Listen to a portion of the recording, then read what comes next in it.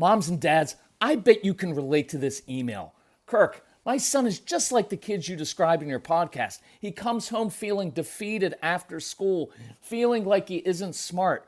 But I got him Crunch Labs and he loves it.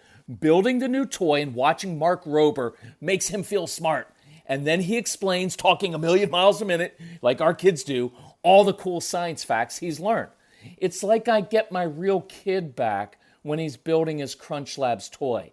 And that is exactly why I was so psyched when my niece first told me how her son loves Crunch Lab. Confession, this is the one sponsor I wanted more than any other because it's such a perfect fit for our kids. So go to crunchlabs.com/calm and you'll see why. Crunch Labs is a STEM monthly subscription build box for kids. Your kids get a really fun toy in the mail every month. And what kid doesn't love that?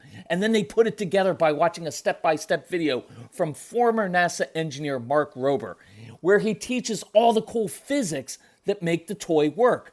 Mark's passion is helping kids think like engineers. And this helps your kids develop resilience and problem-solving skills while having a ton of fun. Get your kids something they will actually love, use, and look forward to getting all throughout the coming year. Build your child's confidence now. Visit crunchlabs.com/calm and get your kids Crunch Labs today. When you bring your child home for the first time, you want a baby monitor you can trust. When you choose Stork, you choose technology trusted to monitor 10 million babies in hospitals every year. Stork continuously tracks your baby's pulse rate, oxygen saturation, and temperature. Visit MassimoStork.com to learn more. Stork, a revolutionary baby monitor, is born. Stork is not a medical device. Read and understand all product labeling. Massimo data on file. Do you have a child that likes to do things the opposite way, who sometimes chooses the more difficult path, when if they just did it your way, it would be so much easier? A child that's hard to understand at sometimes, that makes you frustrated. And maybe your child is so different from you that you can't even get it right. Like you're a type A driven person and they're kind of a dawdler and they just do things kind of half, you know what. And maybe they're just a daydreamer, or maybe it's even worse in that your child is just like you, because then here's what happens. You don't want your child to struggle with the same things you did, so you get on that child and on them, try to drive that out of them. And what happens is you create the very outcome that you feared. That's what your anxiety does. And that's a brutal, brutal process. So that's what we're going to discuss today on the Calm Parenting Podcast. So welcome. This is Kirk Martin, founder of Celebrate Calm. You can find us at Celebrate Calm. If you ever need help with anything, contact our strong-willed son, because he's awesome and he gets your kids because he was just like them. And guess what? In a few years, I have a feeling he might start having kids of his own. So I think I'm going to start praying that he has really strong-willed kids. In fact, I want 4 strong-willed grandchildren. Would that not be awesome? Because when I'm over at his house, I'm going to be able to rile them up before bed and then leave. So anyway, but contact Casey. It's Casey, Casey, at celebratecalm.com. He is like your kids. He is awesome for other people. He will be amazing to you.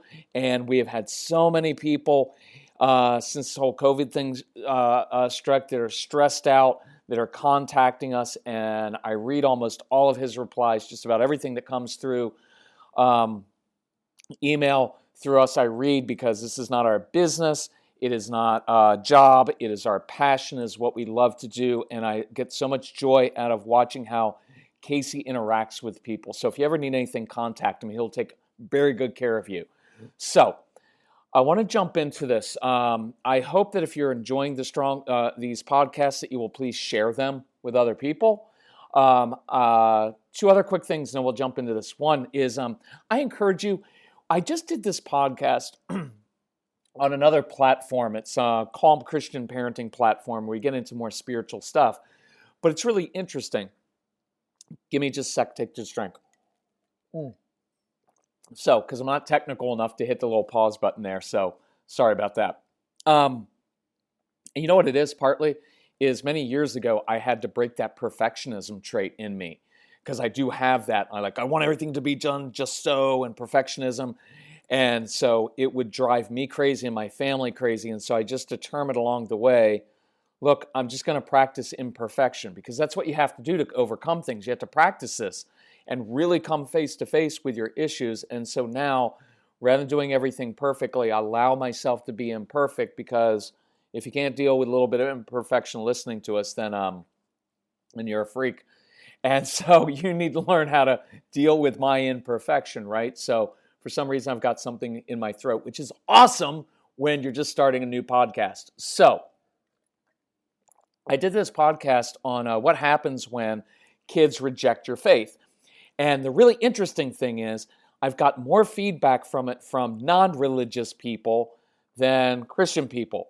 And so I encourage you, it's a really good podcast, because we go through kind of the principles that we use and action steps when you're having a power struggle with your child. And what one of my big thing I get excited about in life is this: taking something that would normally cause a power struggle, something that would normally divide you, separate you from your child, and turn that around so that you actually bond even closer with your child. So I go through that, and people have been emailing saying, look, I'm not even a religious person, or, I was hurt by the church, and I don't like organized religion, and it's been, and I'm like, gotcha, totally get you, right? And so they found it's kind of a safe place to listen to spiritual stuff. So if you're interested, Google Calm Christian Parenting Podcast, and I think you'll actually really enjoy that one.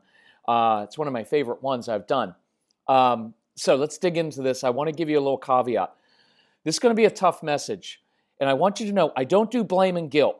You should never walk away feeling, I don't want people to feel guilty, condemned. I don't want you to feel weighted down by anything that we ever say. My goal is to liberate you, but it is to liberate you from yourself, because it is my anxiety, it is my control issues, my perfectionism that is my greatest enemy in life. It is not another human being on this planet. It is not a political opponent. It is not another country. It is not anything else but myself. I am my biggest enemy, and as you get older, you will find that the greatest impediment to my success in life is not the government, is not a political party, is not a group over here, is not my wife, is not my kids. It is me. And the most beautiful part of that is the only person, the only thing in this world that I have any control over, that I can truly change, is myself. And that makes me an incredibly powerful human being when I realize all of my relationships, I play a part in those relationships. So if there's any kind of dysfunction in those relationships, I can own my part. This is not about blame. It's about accepting responsibility. And so I can be responsible instead of blaming everybody else and everything else in life and the stress. I can say, no, that's my issue. And when I look inward and work really hard on myself, what I find is it changes other people. It changes how I respond to them, and that changes them. It is a beautiful thing. Moms especially, I want you doing less. I don't want more burdens on you. You already have to manage everybody's emotions in your house. You manage your husband's emotions, your kids' emotions. You're the referee when your kids are fighting, trying to make everybody happy, and that will make you exhausted. It'll make you worn out, and I don't want that. So I want to liberate you and free you, but sometimes my message is tough because it has to be, and that's the way I like to be talked to. I am a sensitive introvert, but I like when someone tells me, hey, here's what's really going on, and you need to own your stuff. And then I can say, at least I can say, oh yeah, F you, because that's my natural response to authority figures, because I'm like your kids. And that's my natural response to do that at first, because I'm also a man, and most men live in denial. It's true, right? I don't have any anger issues. Clearly you don't, sir. Anyway, so my first response is to push back, but then I can humble myself and own my own stuff. And that's when I change. And that's all I ask for people, is to be honest with yourself and to practice humility. And you can't, look, if you practice those two things in life, you're going to have a pretty good life. So here's what I wanted to talk about today. It is a pretty emotional thing, and it's something that I guarantee you're going to struggle with your strong-willed child.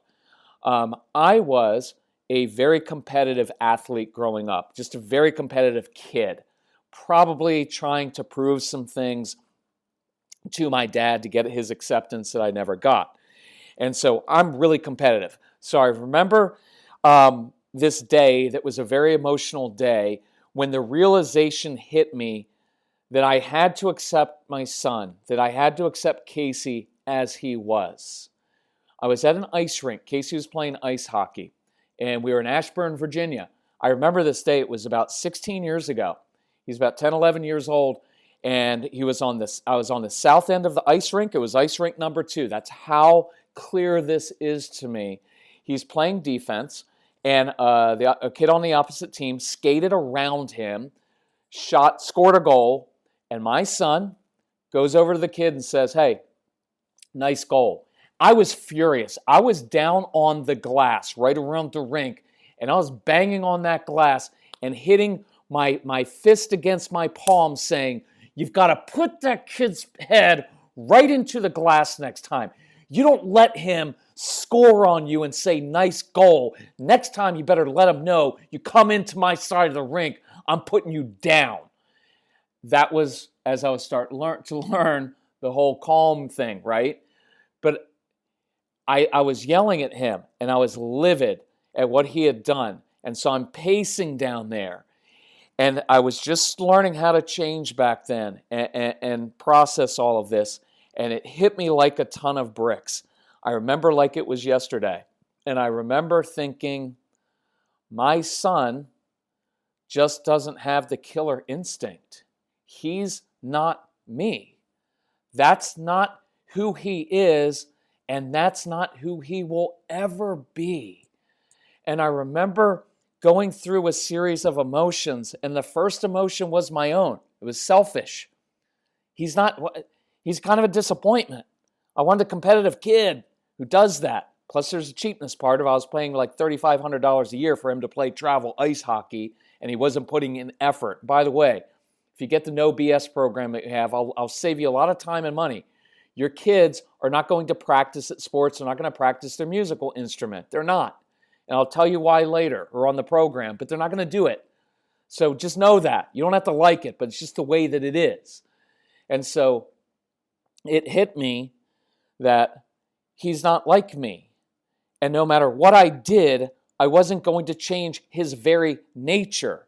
And I had tried. I had talked to him. I had lectured him. I had tried to cajole him. I had bribed him. I tried everything I could do to get him to play the game differently, the way it needed to be played. And none of it ever worked. And then, so I'm down by the rink, and I'm processing all of this stuff. And I'm looking out at my son, who I love and who I loved. And I'm looking at this little kid in his hockey gear. And then it starts to hit me. What do you think it's like for my little boy to grow up knowing my dad's really never been pleased with me? What is it like for your kids to know I can't really please you? And guess what? Your kids want to please you. I know that my son, when he was a little boy, and even as a 26-year-old, my son wants to please me. I'm his dad. There's something there. It just is the way that it is. And I started to cry in that ice rink and think, what have I done to my son that for the first 10 years of his life, I've basically sent this message: you're not good enough. You can never please me. And what would it be like for a kid to know my dad's asking me to change my very nature, the way that I'm made, and I want to be like him, but I just can't.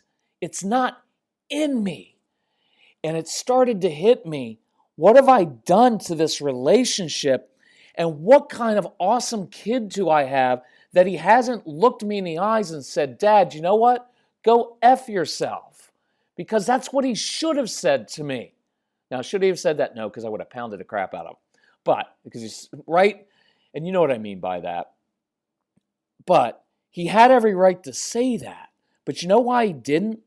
Because he kept holding out hope that something he could do one day might please me. So I'd come up after the game instead of lecturing how I need to skate backwards better and have better vision on the ice and all the things that I'd talked to him about.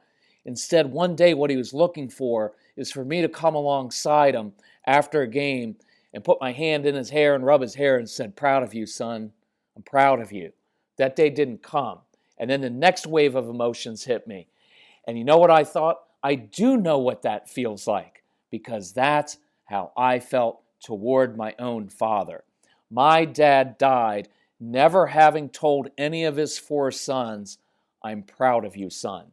And there's a whole, this is not, I don't need anybody's sympathy, but it is just truth. There's a little hole inside of me.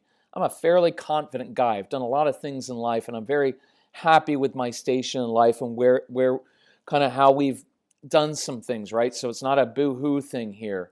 But there's a little hole in me that's still looking for my father's acceptance, and I'll never, ever get it because my dad is dead, and he's gone forever.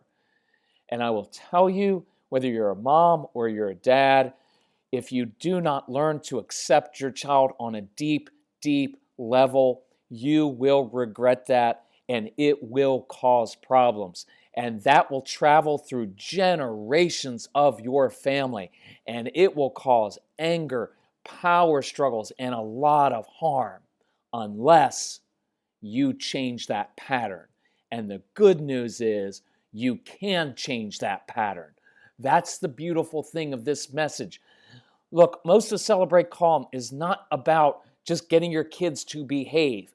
I can show you how to do that pretty quickly. If you want to know how to do that, go to our website at Celebrate Calm and look for the special sale and get it. It's about 30 hours of instruction about how to change your child's behavior and so much more. And it's on sale, so do that, okay? But that's not primarily what we're about. I want to break generational patterns so that your kids grow up and they don't have all of the same issues that you and I have. That day at the ice rink was a defining moment for me. I could have dug in because I'd done that before. I did that for a long time. Well, it's not my issue. He just needs to learn to get with the program. I could have kept doing that. That day at that ice rink, when I was crying at the ice rink down at the end of that south end of that rink, looking out the ice and realizing what I'd done to my son for the 10 years of his life was this very same thing that my dad had done to me. And that's the day that our family changed and we broke the generational patterns. And one day Casey is going to have kids, and I hope they are strong-willed. But guess what? He's going to be able to do this differently. And his family, his wife isn't going to have to walk on eggshells around him, wondering what kind of mood he's in, because he knows how to control himself because we broke that pattern. And that's what I'm calling you to, is beyond just being a good parent, it's breaking generational patterns. And to do that, you've got to accept your child as he or she is on a very deep level. Some of you may be the type A parent who's got a daughter that dawdles, who wants to stop and smell the roses, and she procrastinates, and she doesn't really even care about outcomes. You're like, but why wouldn't she try her hardest to get an A? Why wouldn't she go the extra level to get that green, be on green, or to get the check mark, or to get because she doesn't care about it, right? And it's going to drive you crazy. And here's what you're going to tell me. Well, but she has to eventually be responsible and go for it in order to do well in life. And what I'm going to tell you is, no, she doesn't. That's your path and your way, but it's not hers. And there's absolutely nothing you can do to change her nature. But if you keep pushing her, she'll eventually feel like something's wrong with her, and she'll shut down and resist you, and you will utterly ruin any trust you may have built with her. And there's always going to be some animosity, and it still won't change her. So you've got to accept her as she is, enjoy her. Then she will begin to blossom.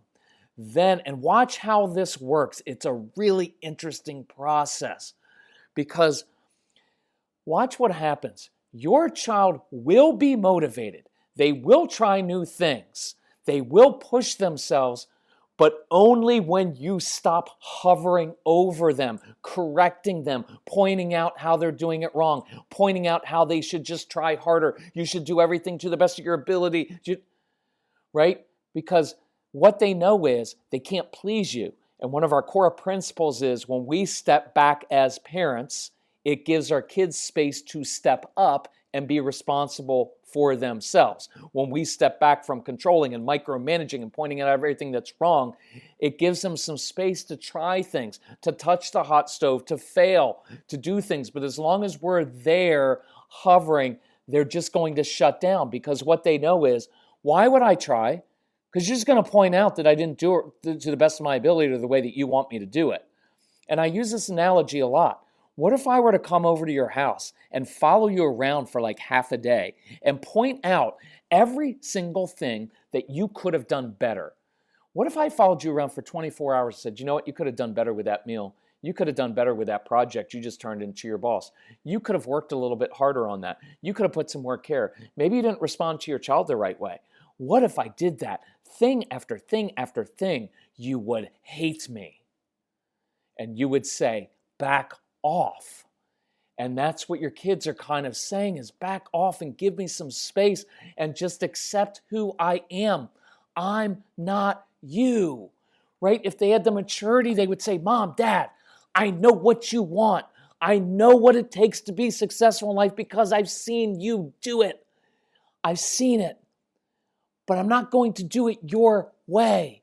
Would you please give me some space to figure some things out on my own, right?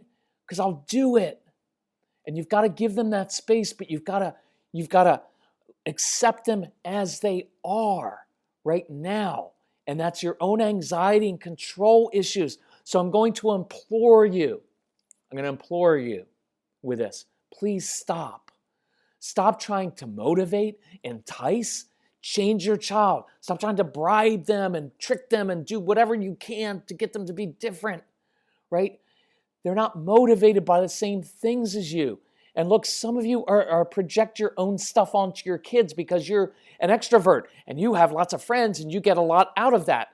And maybe you have a child who isn't like that. And so you think, well, they would be so much happier if they just had some friends. Why? No, they're not. Maybe they're happy as they are. And you, by trying to change them, is making them doubt themselves and doubt who they are. And I guarantee you that's happening because I'm 54 years old and I'm still wrestling with certain things of like, is it okay for me to be like that? And I'm 54. And what I'm finding is when I compare myself to other people, there's all these subtle cues that are sent in our society about what is the right way and what isn't. And at 54, I'm a pretty confident guy, but I still have to throw things off and say, no, it's just not who I am. Not as an excuse to be a jerk, but to say, this is not who I am. I don't need the same things as you. I'm not motivated by the same things as you. Stop projecting your stuff onto me. And you're going to say, but I think they would just be much happier if, stop thinking. Stop trying to change this child or you will cause him to disregard everything you say and you'll have no influence over him. And he'll say, but Kirk, I can't just let him.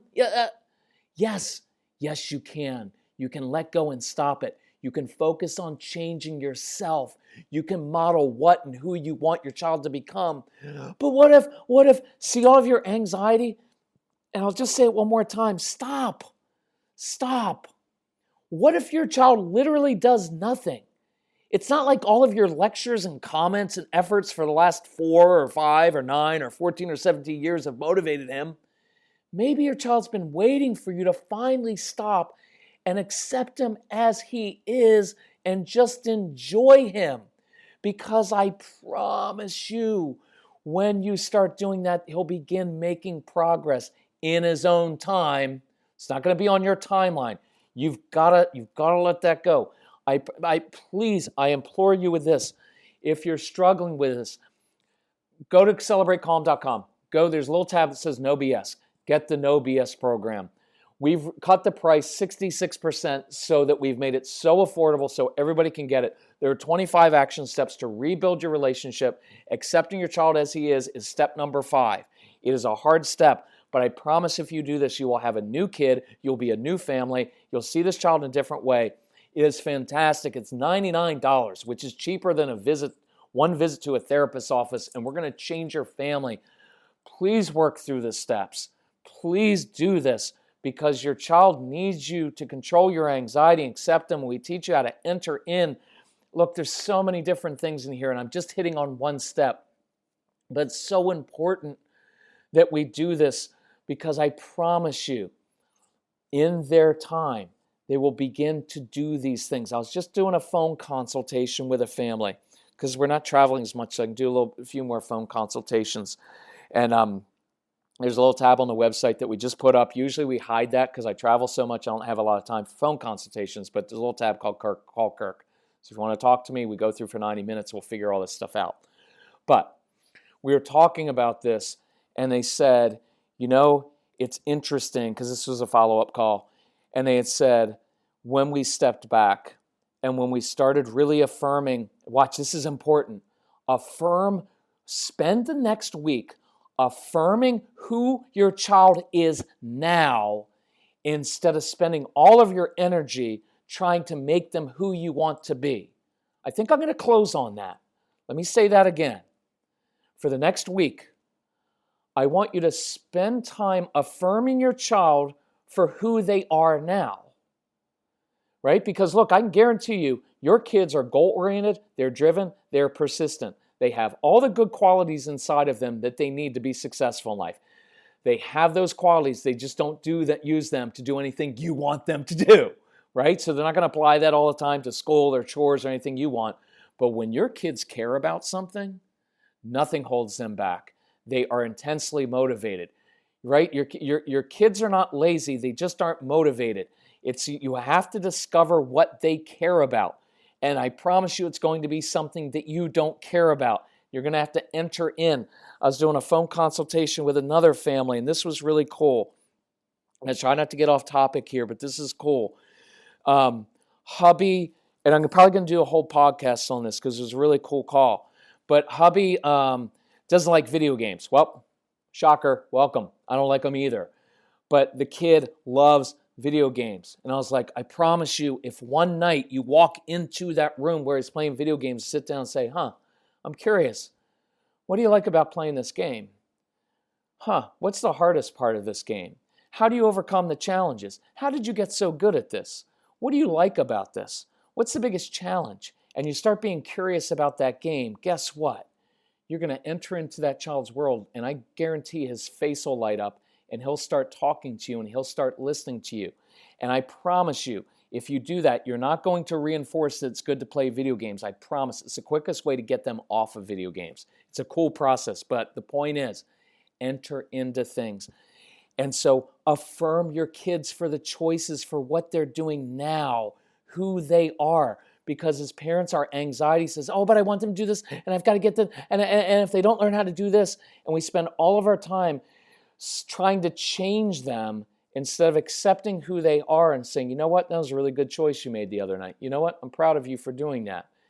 Because once you affirm them for who they are, they'll start to feel confident, and they'll start to feel like they can actually please you. You know what I discovered that day at the ice rink? My son's got a really big heart. And whereas I wanted to put that other kid through the glass, that's not who my son is. Now, he was an argumentative, difficult kid like your kids are, but he didn't have a heart like that. That wasn't who he was. And that day at the ice rink, I discovered who my son was. And I began to appreciate that about him. Did I always like it? No. You don't have to like it. I don't really care. But I had to start enjoying him for who he was because that's who he is. And I started to rebuild that relationship. And I started after the game saying, you know what? Proud of you, son. Did you have a good time out there? Now, We made some other changes. He didn't play travel ice hockey after that because I wasn't going to waste all that money, right? If he wasn't really into it. And he was like, Dad, I didn't really want to do travel hockey anyway. You're the one who pushed me to do that. Oh, watch how much that works, huh? Watch how often that works, that your kids do things because they just want to please you and they don't want to disappoint you. So they go along and you're vicariously living through them, right? And so something happened that day that changed me. And that's when we broke the patterns. And so that's what I'm going to call you to do. And I ask you, whether you go through the CD programs, whether you go through No BS program, whatever it is, as you go through those, email me. If you're struggling with this stuff, email us. We will help you walk through us. But I want you to learn to accept your kids as they are, because I promise you, when you start to enjoy them again, discipline gets easier. They'll be more motivated. Anyway, thank you for doing what you do.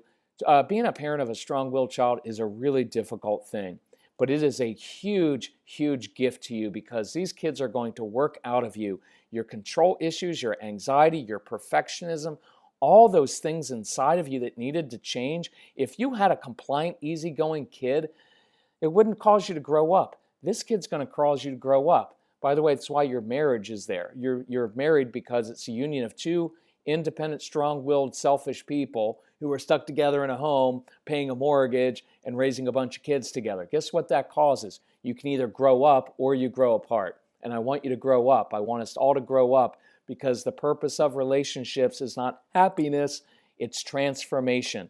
It changes who you are. I am a different person today because of Casey. Casey changed my life. When I finally embraced it and stopped fighting everything, it's a cool thing. We'll walk with you down this path. Email Casey at casey@celebratecalm.com. We will help you. We will help you find the products within your budget. We will answer questions. We will guide you. We will encourage you because we love what we do and we love you. Take care. Bye-bye.